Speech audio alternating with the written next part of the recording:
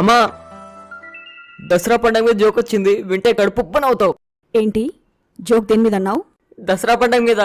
Festivals మీద information ఉండాలి కానీ జోక్ ఏంట్రా? జోకులు వేసుకోవడానికి మీకు టాపిక్సే సరిపోవట్లేదా? ఇలా పండగల మీద దేవుడి మీద పడ్డారు.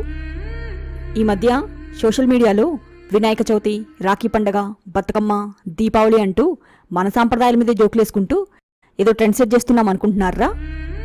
పండగల మీద దేవుళ్ల మీద జోకులు వేసుకున్నవ్వడం క్షమించరాని తప్పు. మన సాంప్రదాయాల మీద జ్ఞానం పెంచే ఇన్ఫర్మేషన్ షేర్ చేసుకోవాలి కానీ వాటిపై జోకులు ఆడడం ఏంట్రా? ముందు అలాంటి చెత్త గ్రూపుల నుంచి క్విట్ అయిపో.